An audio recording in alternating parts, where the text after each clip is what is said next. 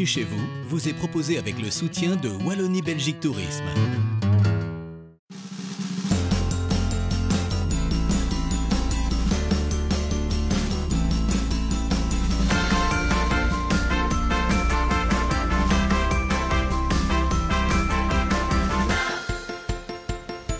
Bonjour, je suis ravie de vous retrouver pour ce nouveau numéro de Bienvenue chez vous. Un numéro un peu particulier puisqu'on va vous proposer aujourd'hui un concentré de culture.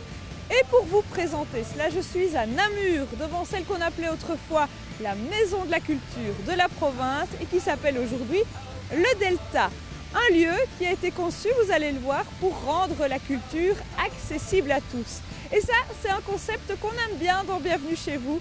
La preuve avec cette première destination, le Mudia à Redu. Des tableaux qui vous suivent des yeux, des modèles qui adoptent votre position, vos talents appelés à s'exprimer.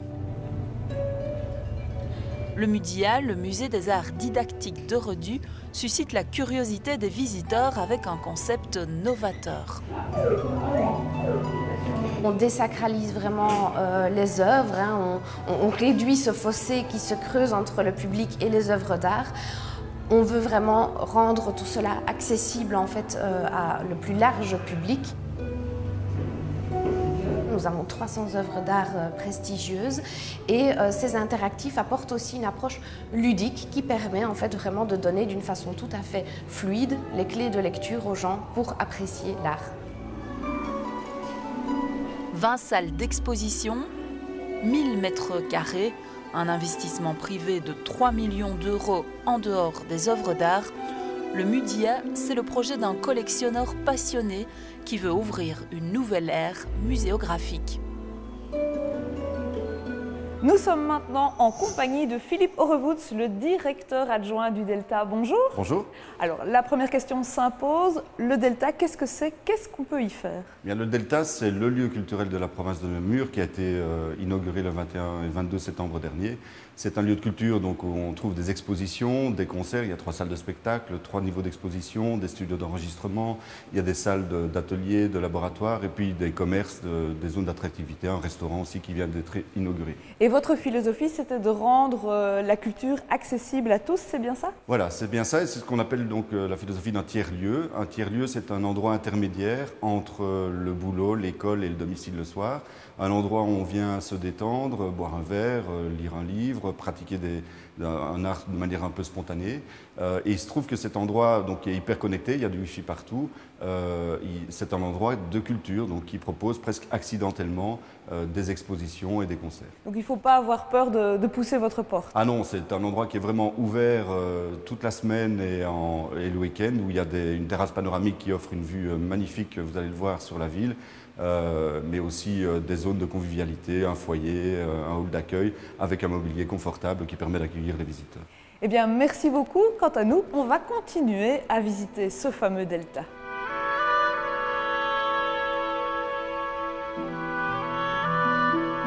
Philippe nous en parlait à l'instant, le Delta possède une sublime terrasse avec une vue sur la citadelle de Namur qui se trouve juste derrière moi.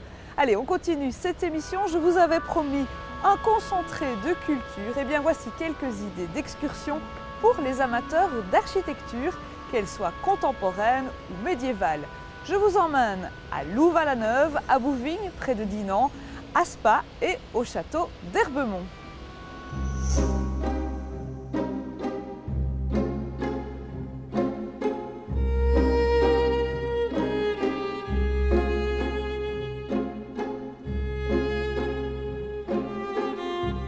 Nous sommes toujours à Louvain-la-Neuve, dans un autre musée qui lui aussi est abrité dans un bâtiment somptueux, le musée L. Et nous sommes en compagnie de sa directrice, Anne Keringent. Bonjour. Bonjour. Alors je le disais, le bâtiment est vraiment exceptionnel.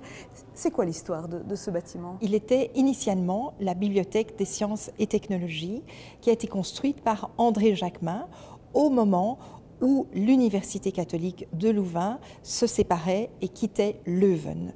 Et donc il a fallu vraiment voilà, avoir quelque chose de très fort pour dire qu'on était vraiment capable de prendre son envol. Architecturalement parlant, ce bâtiment a une symbolique aussi. Qu'est-ce qu'il représente? Donc André Jacquemin, il parle des grandes granges qui sont dans le Brabant wallon et qui donc abritent toutes les récoltes. Et donc on a cette grande envolée sur la façade et puis on a aussi des grandes diagonales qui sont celles des toits, des fermes qu'on voit dans le Brabant wallon. Et puis alors il appelle les 3 géants qui sont autour des colonnes qui sont dans la façade, donc ça c'est à l'extérieur, et qui protègent en fait, donc c'est ces géants qui font partie des carnavals, des processions, et qui protègent ainsi cette jeune université qui arrive, enfin jeune par la ville qu'elle est en train de construire et ancienne par son histoire. Pourquoi l'appelle-t-on la maison espagnole? Quelle est son histoire? Alors, elle n'a rien d'espagnol, je vous le dis tout de suite. On l'appelle maison espagnole parce qu'elle a été construite à la période espagnole, fin du XVIe siècle, sur des constructions, des maisons médiévales qui avaient été détruites par un incendie quelques années plus tôt. Et voilà, elle est plutôt d'architecture tout à fait caractéristique de nos régions, d'architecture mosane, un mélange de briques et de pierres. Et maintenant, c'est une maison qui n'est plus, on n'appelle plus maison espagnole, mais plutôt la maison du patrimoine médiéval mosan. Et c'est ça qu'on va aller voir ensemble. Mais oui, bien volontiers.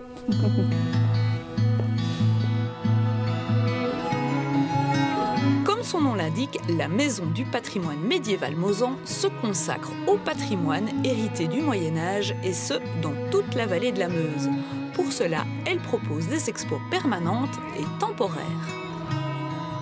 Jean-Marie, on est à la source la plus abondante de Spa, c'est bien ça? Oui, abondante peut-être. Il y a un débit ici de 21 000 litres par jour. Un débit très régulier.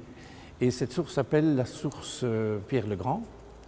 Pierre le Grand, qui était donc tsar de Russie, qui est venu à Spa en 1717, qui était malade parce que, bon, là où il habitait en Russie, il ne buvait que de la vodka. Ici, il n'a pu boire que de l'eau. Et donc, il se sentait beaucoup mieux après quelque temps. Et ça s'est su alors partout en Europe, dans toutes les cours, dans la noblesse, etc. Et tout le monde arrivait à Spa, devait venir à Spa, c'était the place to be. Un petit mot quand même sur le bâtiment qui nous abrite. On se trouve où ici? Il est sublime. Là, nous sommes dans le Pouhon Pierre le Grand, qui a été construit en 1880, disons en reconnaissance au tsar qui était venu ici. Et ce bâtiment a entièrement été renouvelé il y a une quinzaine d'années ou une dizaine d'années. Et alors vous avez le jardin d'hiver où les Bobelins, il faut que je vous explique, les Bobelins, c'est le nom que donnait l'Espadois aux personnes qui venaient de l'extérieur, qui venaient boire. Boire en latin, bibere, Bobelin, ça pourrait bien venir de là. Et donc encore toujours, maintenant on appelle les gens qui viennent de l'extérieur des Bobelins. Et donc les Bobelins venaient là aussi, c'était un jardin d'hiver avec des plantes en pot bien entendu, et on donnait des concerts. Et voilà. On va quand même la goûter? Ah, votre bonne santé. Allez.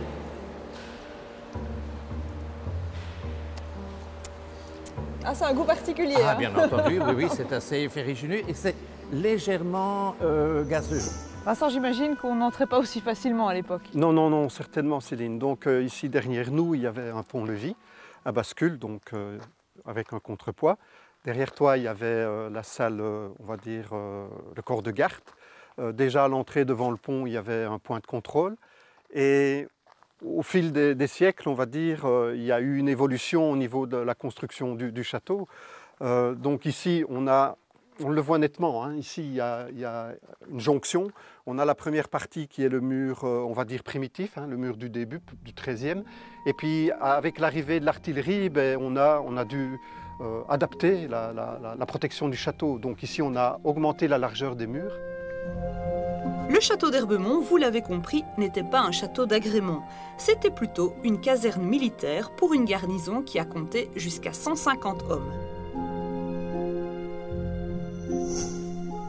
L'art, on ne le trouve pas que dans les galeries et les musées. Parfois, il suffit juste de lever les yeux, comme ici, pour découvrir cette fresque d'Yves Zurstrassen. Et souvenez-vous, il y a quelques mois, je vous avais emmené à Charleroi pour un numéro qui déclinait l'art sous toutes ses formes, y compris celui qu'on trouve dans la rue. Regardez. La balade, elle se passe exclusivement sur le Ravel. Oui, c'est ça. Ici, donc on est sorti du métro, on rejoint le Ravel et c'est une ligne droite jusqu'à Charleroi. Donc c'est accessible à tous. Hein, oui, tout à fait. Et alors, qu'est-ce qu'on va pouvoir voir? C'est assez intéressant donc de faire cette balade à partir de Marchienne en allant vers Charleroi, parce que plus on va vers Charleroi et plus il va y avoir d'industries. Et donc ici au départ, on va passer à proximité de l'église de Marchienne qui est très belle, on a le château de quartier, des choses comme ça, et plus on arrive vers Charleroi, plus on aura du street art et le paysage va devenir de plus en plus industriel. C'est une progression en fait. C'est ça, exactement.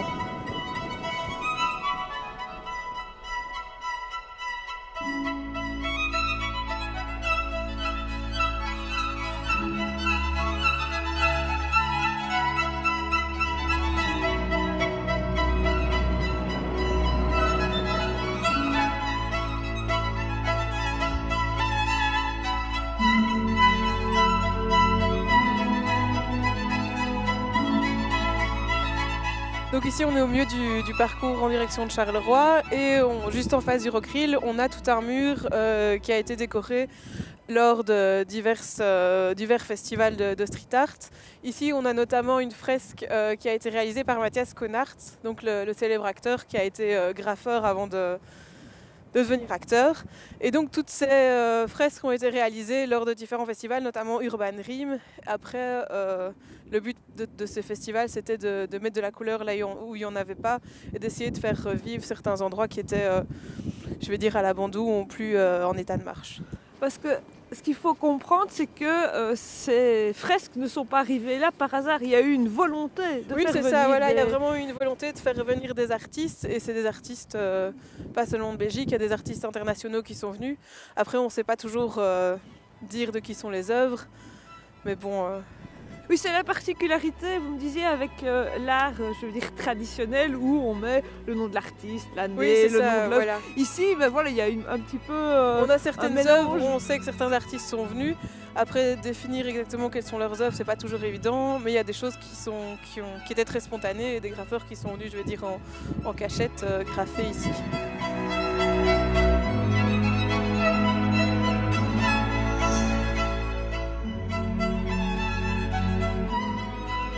Deuxième invitée dans cette émission, nous sommes maintenant en compagnie d'Isabelle Delongret, la commissaire de l'exposition Evelyne Axel, Méthode Pop.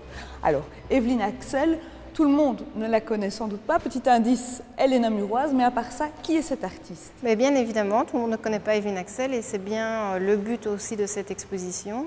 C'est de faire découvrir cette artiste donc, qui est née au milieu des années 30, qui a eu finalement une carrière assez courte de production puisqu'elle a travaillé pendant 8 ans jusqu'en 1972, de 64 à 72, jour où elle est, année où elle est décédée en fait, d'un accident tragique en voiture. Mais elle a été très très productive durant cette courte carrière et elle s'inscrit vraiment dans le courant du pop art. Donc ce mouvement international qui est surtout connu avec des œuvres d'Andy Warhol. Et elle s'est illustrée également à sa manière dans le pop art ici en Belgique. Alors concrètement, qu'est-ce qu'on peut découvrir dans votre exposition? Alors c'est une exposition qu'on a voulu conçue, qu'on a conçue à plusieurs niveaux, c'est-à-dire qu'on voulait effectivement parler à des gens qui connaissent déjà son travail et qui pourront ici découvrir des œuvres inédites, dont les 17 premiers collages de l'artiste, mais aussi à tout un chacun.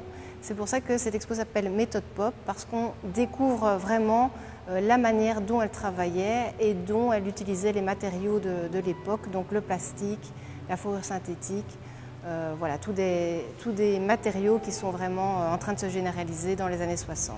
Eh bien, merci beaucoup. Et l'exposition Evelyne Axel Méthode Pop, elle est à voir ici au Delta jusqu'au 26 janvier.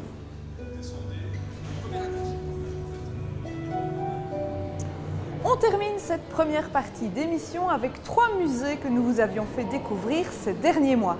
Et on commence par le parc d'expérimentation du Préhisto-Muséum de Flémal. Les lieux sont, comme leur nom l'indique, consacrés à la préhistoire. Comme promis, il est maintenant temps de se mesurer concrètement aux hommes de Cro-Magnon. Au programme, chasser le gibier, puis faire du feu pour le cuire. Le propulseur, c'est un manche avec un crochet en bois de cervidé. On ne connaît d'ailleurs dans la préhistoire que les bois de cervidé, le crochet qui est là. Et on met le crochet dans le talon de la longue flèche. Et avec ses doigts, on tient bien le manche et avec ses doigts, on pince la sagaie, tu vois.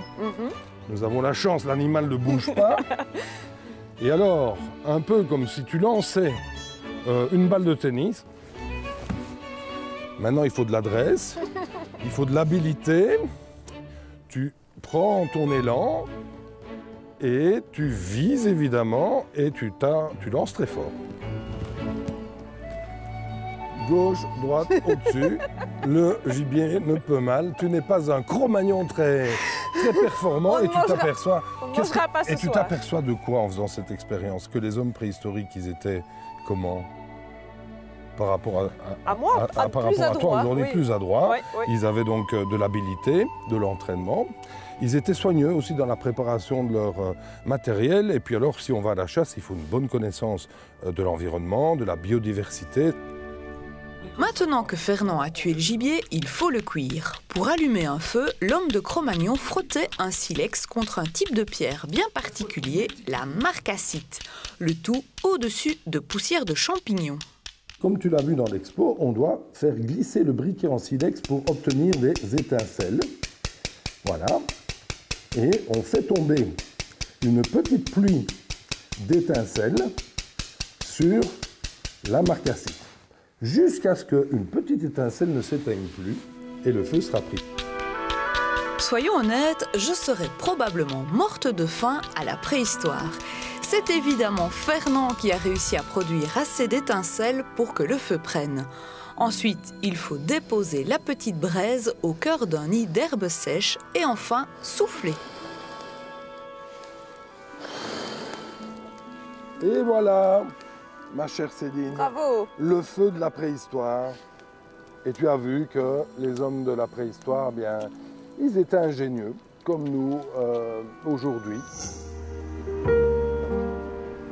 Dominique, nous voici dans le hall du musée Hergé, mais déjà ici, il y a des choses à regarder et des significations à reconnaître un peu partout, si j'ai bien compris. Voilà, c'est vrai que dès le moment où le visiteur entre, il est évidemment émerveillé par le côté grandiose du décor.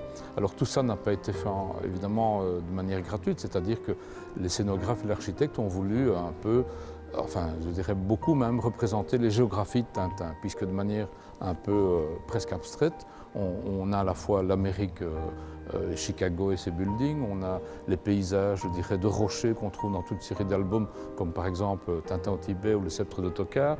Là, c'est les paysages maritimes, hein, puisqu'il y a beaucoup d'aventures qui se passent en partie sur la mer et sur les bateaux. Et puis là, évidemment, c'est le nec plus ultra des conquêtes d'Hergé de Tintin.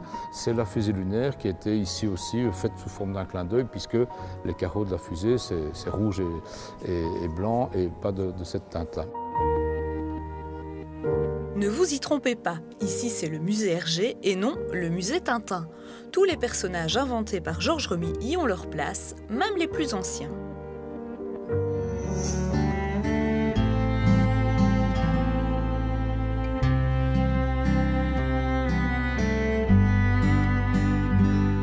Nous nous trouvons à présent à Longueville, sur la commune de Chaumont-Gistoux, au musée de l'horlogerie. Vous le voyez, il est derrière moi. Alors c'est vraiment un musée exceptionnel de par les collections qui y sont exposées, mais aussi par ses fondateurs. Philippe Pater et son père Jacques sont de véritables créateurs. Ils œuvrent à la restauration d'œuvres anciennes, mais ils exercent aussi toute une série de métiers différents, ciseleurs, astronomes, horlogers ou encore graveurs.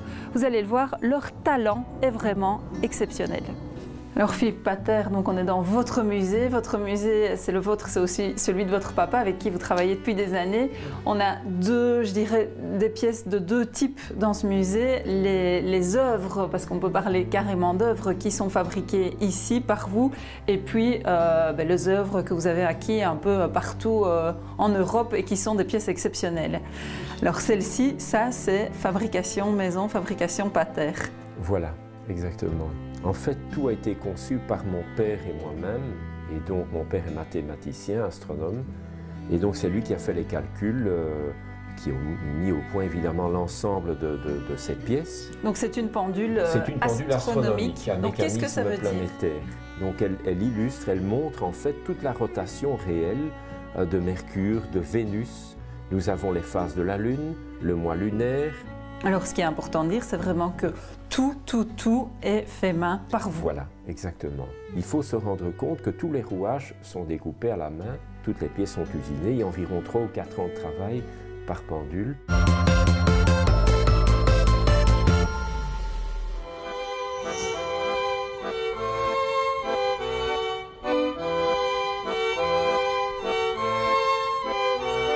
Après ce petit florilège des bonnes adresses que nous vous avions fait découvrir ces derniers mois, voici une sélection pour des événements dans les semaines à venir. Après tout ça, si vous n'avez pas de quoi occuper vos week-ends jusqu'à Noël, je n'y comprends vraiment plus rien. Allez, on commence avec un premier événement qui se déroule à Bastogne le week-end du 13 au 15 décembre. Ce sera le Week-end Nuts, un week-end qui commémore le 75e anniversaire de la bataille des Ardennes. Alors il y aura plein de manifestations en lien avec la guerre 40-45. Il y aura des reconstitutions autour du Bastogne War Museum, des rencontres avec des vétérans et des témoins, et puis un grand spectacle son et lumière projeté sur le Mardasson. Jusqu'au 19 janvier, le musée de la photographie de Charleroi accueille une exposition de Philippe Gratton intitulée ZAD. C'est un reportage sur la ZAD de Notre-Dame-des-Landes. Alors une ZAD, c'est une zone d'aménagement différé. Et à Notre-Dame-des-Landes, on souhaitait y aménager un aéroport. Mais la population ne l'a pas entendu de cette oreille et la ZAD est devenue une zone à défendre. Philippe Gratton y a vécu plusieurs années et il a immortalisé chaque détail de cet univers si particulier. Autre exposition à voir jusqu'au 19 janvier, celle proposée par le musée L de Louvain-la-Neuve, dont on vient d'évoquer l'architecture si particulière. Cette exposition s'appelle Tumulus, montagne d'éternité. Alors les tumulus, ou les tumuli pour les puristes, ce sont ces étranges collines faites de terre ou de cailloux et qui recouvrent des sépultures. Ils sont le signe d'une appartenance à une communauté ou d'un statut social. Et cette exposition archéologique vous emmène à leur découverte. On termine cette sélection par un indémodable de cette saison, les marchés de Noël. Alors, en la matière, le moins que l'on puisse dire, c'est que vous avez l'embarras du choix. Des marchés de Noël, on en trouve aux 4 coins de la Wallonie. Certains ne durent qu'un week-end, d'autres s'étalent sur plusieurs semaines.